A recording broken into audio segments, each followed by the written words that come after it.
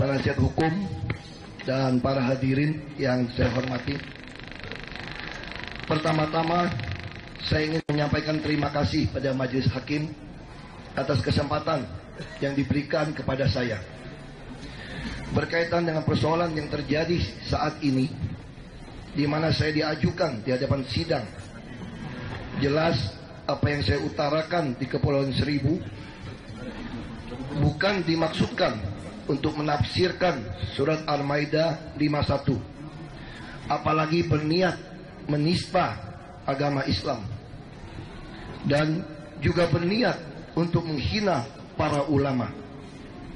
Namun ucapan itu saya maksudkan untuk para oknum politisi yang memanfaatkan surat Al-Maidah 51 secara tidak benar, karena tidak mau bersaing secara sehat dalam persaingan pilkada.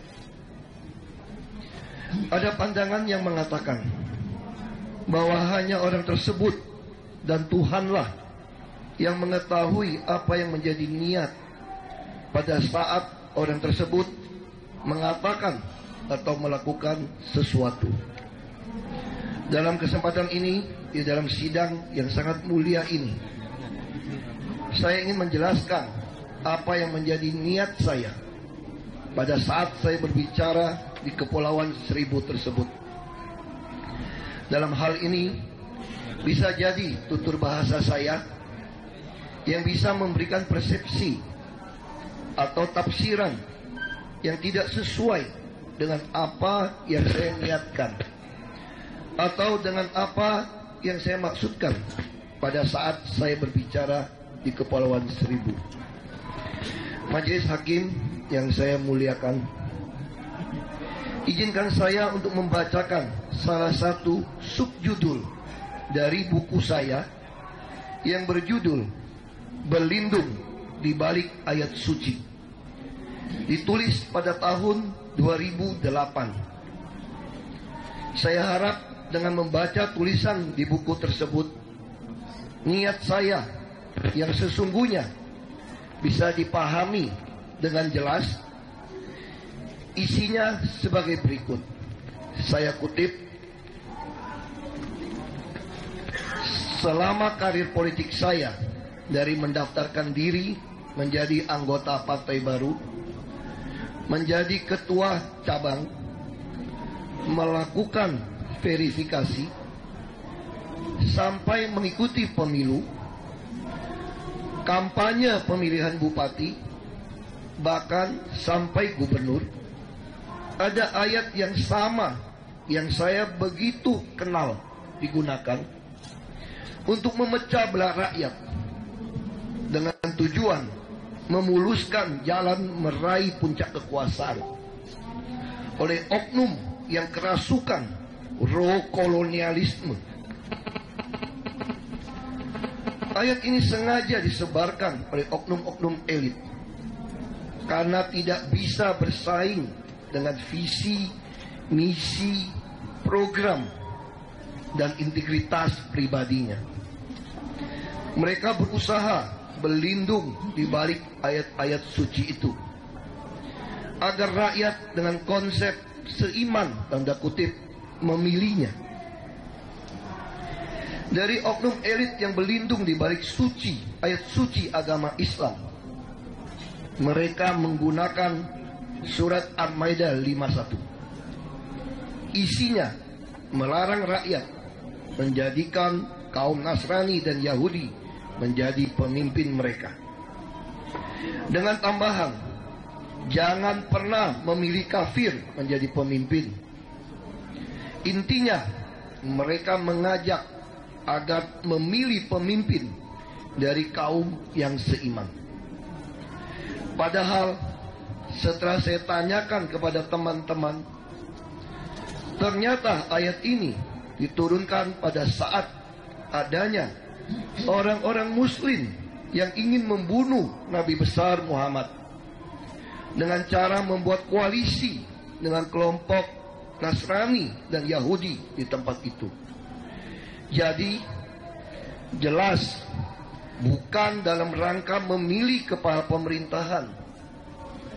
Karena di negara kesatuan Republik Indonesia, kepala pemerintahan bukanlah kepala agama atau imam kepala. Bagaimana dengan oknum elit yang berlindung di balik ayat suci agama Kristen? Mereka menggunakan ayat di surat Galatia pasal 6 ayat 10. Isinya, selama kita masih ada kesempatan, marilah kita berbuat baik kepada semua orang, tetapi terutama kepada kawan-kawan kita seiman. Saya tidak tahu apa yang digunakan oknum elit di Bali yang beragama Hindu atau yang beragama Buddha, tetapi saya berkeyakinan intinya pasti jangan memilih yang beragama lain atau suku lain atau golongan lain, apalagi yang rasnya lain.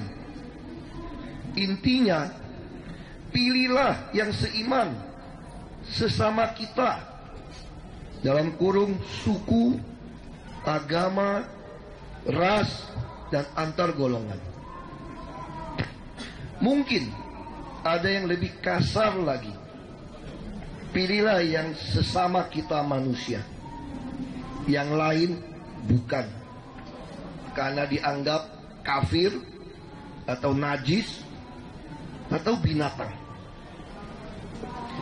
Karena kondisi banyaknya oknum elit yang pengecut dan tidak bisa menang dalam pesta demokrasi, dan akhirnya mengandalkan hitungan suara berdasarkan sesuku, seagama, seras, dan seantar golongan tadi, maka betapa banyaknya sumber daya manusia dan ekonomi yang kita sia-siakan.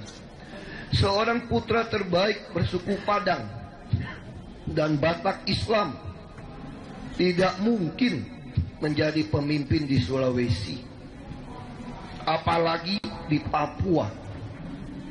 Hal yang sama, seorang Papua tidak mungkin menjadi pemimpin di Aceh atau Padang.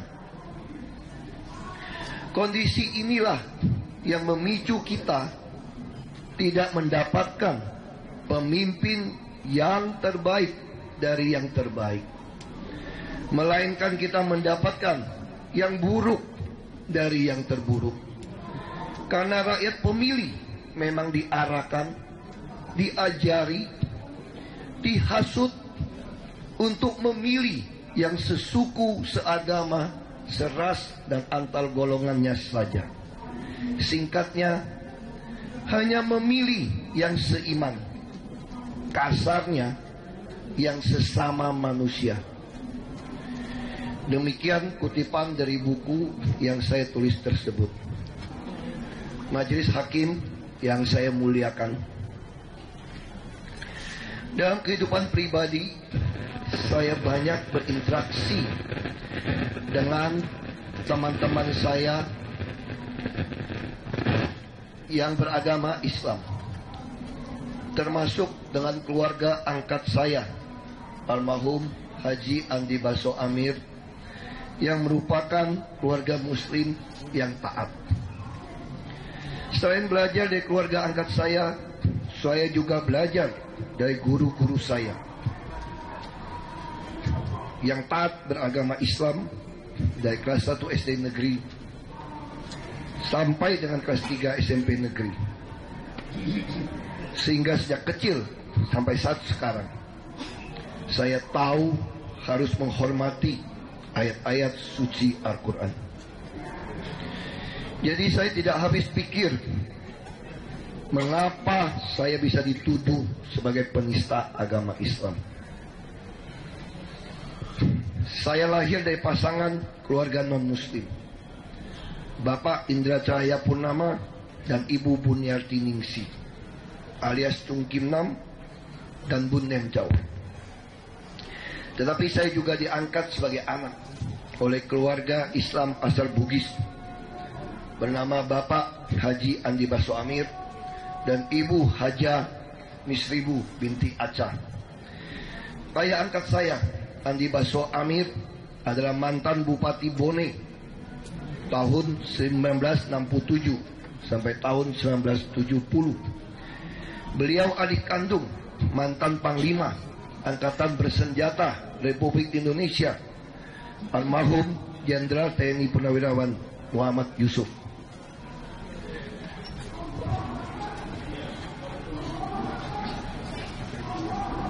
Ayah saya dengan ayah angkat saya bersumpah untuk menjadi saudara sampai akhir hayatnya.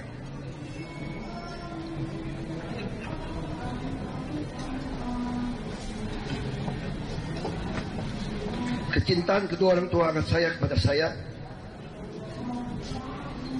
sangat berbekas pada diri saya sampai dengan hari ini.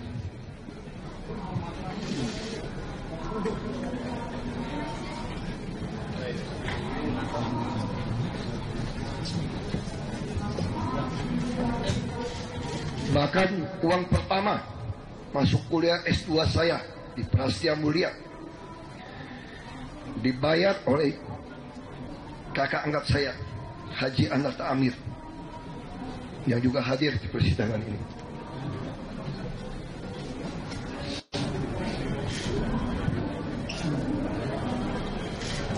Saya seperti orang yang tidak tahu berterima kasih apabila saya tidak menghargai agama dan kitab suci orang tua dan kakak angkat saya yang Islamnya sangat taat. Saya sangat sedih. Saya dituduh menista agama Islam, karena tuduhan itu sama saja dengan mengatakan saya menista orang tua angkat dan saudara-saudara angkat saya sendiri yang sangat saya sayangi dan juga sangat sayang kepada saya. Itu sebabnya ketika ibu angkat saya meninggal, saya ikut seperti anak kandung mengantar dan mengangkat keranda beliau dari ambulan sampai ke pinggir liang lahat, tempat peristirahatan terakhirnya di Taman Pemakaman Umum Karet Bifak.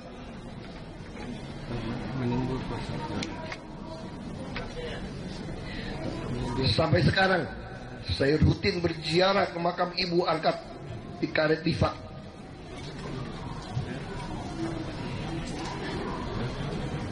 Bahkan saya tidak mengenakan sepatu atau sendal saat berziarah untuk menghargai keyakinan dan tradisi orang tua dan saudara angkat saya itu.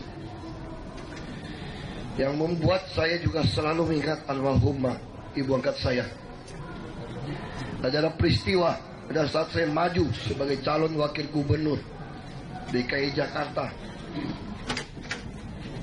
tahun 2012. Pada hari pencoblosan, walaupun ibu angkat saya sedang sakit berat dan perjalanan ke rumah sakit dengan menggunakan mobil kakak angkat saya, Haji Anarta, ibu angkat saya sengaja meminta mendatangi tempat pemungutan suara untuk memilih saya. Padahal kondisinya sudah begitu kritis. Dari tempat pemungutan suara, barulah beliau langsung menuju ke rumah sakit untuk perawatan lebih lanjut di ICU.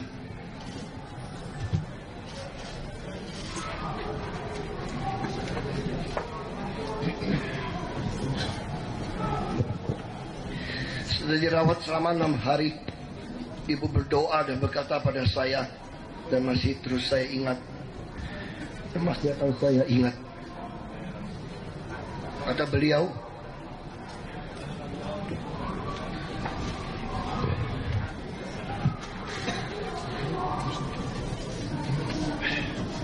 saya tidak rela mati sebelum kamu menjadi gubernur. Anakku, jadilah gubernur yang melayani rakyat kecil.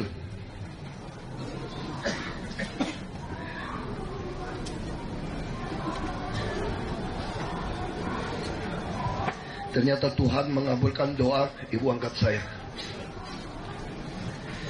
Beliau berpulang tanggal 16 Oktober 2014 setelah ada kepastian Bapak Jokowi menjadi presiden. Dan saya juga sudah dipastikan menjadi gubernur menggantikan Bapak Jokowi. Pesan dari ibu angkat saya selalu saya camkan dalam menjalankan tugas saya sebagai Gubernur DKI Jakarta.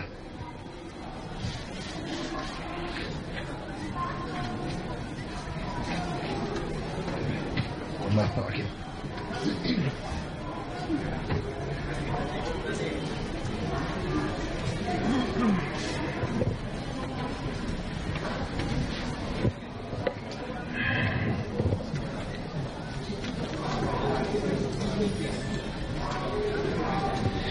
Majelis Hakim yang saya muliakan,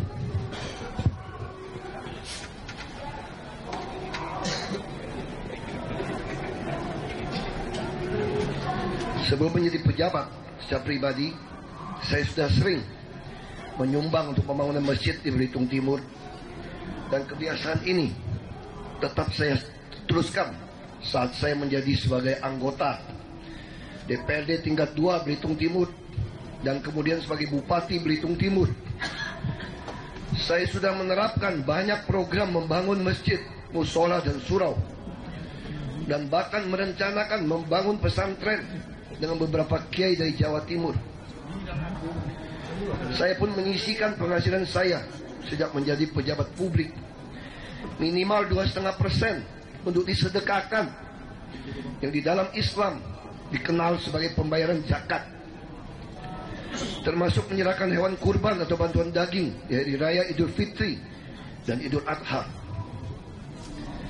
Saya juga mengeluarkan kebijakan-kebijakan termasuk untuk menggaji guru-guru mengaji dan menghajikan penjaga masjid, musola, marbot atau muazin, dan penjaga kubur, makam.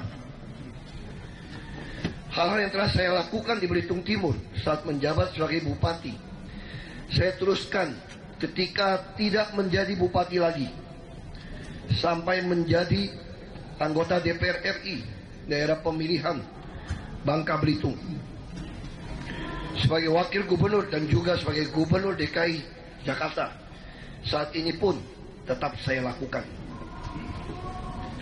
Ketika menjadi gubernur DKI Jakarta, saya juga membuat banyak kebijakan. Di antaranya agar di bulan suci Ramadan para PNS dan honorer bisa pulang lebih awal dari aturan lama jam 15 waktu Indonesia Barat. Saya ubah menjadi 14 waktu Indonesia Barat, agar umat muslim dapat berbuka puasa bersama keluarga di rumah, sholat maghrib berjamaah, dan bisa tarawih bersama keluarganya. Saya juga ingin melihat balai kota mempunyai masjid yang megah untuk PNS, sehingga bisa melaksanakan ibadahnya ketika bekerja di balai kota. Karena itu Pemda membangun Masjid Fathahillah di balai kota. Di semua rumah susun yang dibangun Pemda,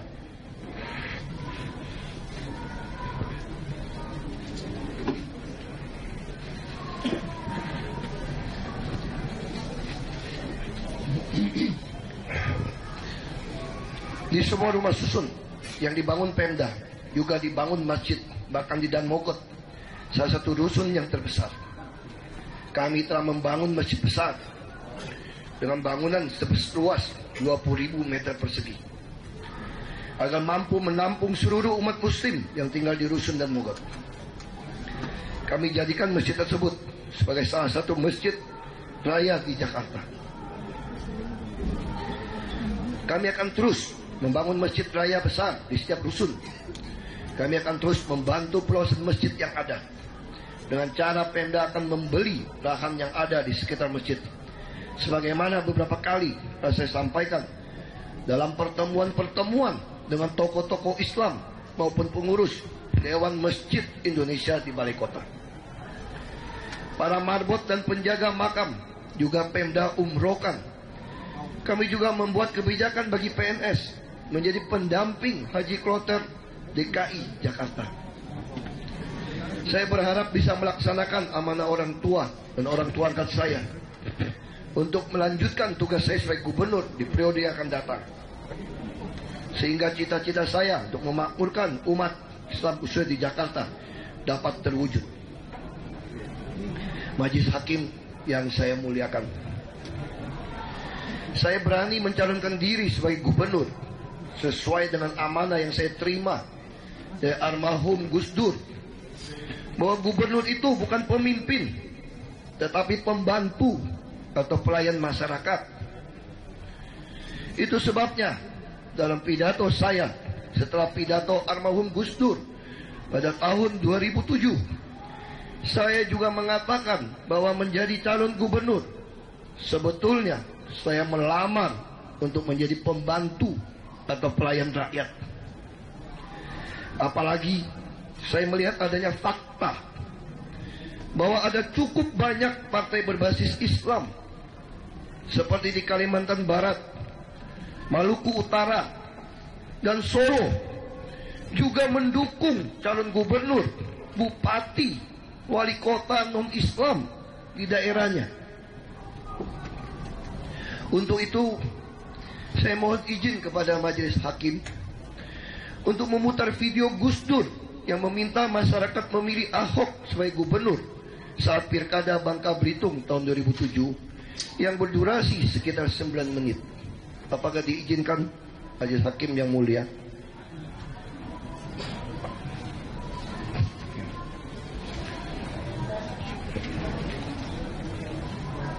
Majelis Hakim yang saya muliakan,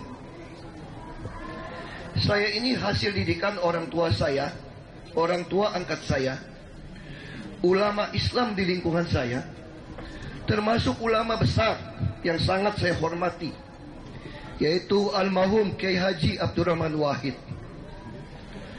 yang selalu berpesan menjadi pejabat publik sejatinya adalah menjadi pelayan masyarakat. Sebagai pribadi yang tumbuh besar di lingkungan umat Islam, tidaklah mungkin saya mempunyai niat untuk melakukan penistaan agama Islam dan menghina para ulama, karena sama saja saya tidak menghargai orang-orang yang saya hormati dan saya sangat sayangi. Majelis Hakim yang saya muliakan, apa yang saya sampaikan di atas adalah kenyataan yang sungguh-sungguh terjadi, dan saya juga berharap penjelasan saya ini bisa membuktikan tidak ada niat saya untuk melakukan penistaan terhadap umat Islam dan penghinaan terhadap para ulama. Atas dasar hal tersebut, bersama ini saya mohon agar Majelis Hakim yang mulia dapat mempertimbangkan nota keberatan saya ini dan selanjutnya memutuskan menyatakan dakwaan saudara jaksa penuntut umum tidak dapat diterima atau batal demi hukum, sehingga saya dapat kembali melayani warga Jakarta dan membangun kota Jakarta. Majelis Hakim yang mulia, terima kasih atas perhatiannya kepada jaksa penuntut umum serta penasihat hukum. Saya juga ucapkan terima kasih. Jakarta, 13 Desember 2016. Hormat saya, Insinyur Basuki Cahayapurnama MM, ditandatangani. Saya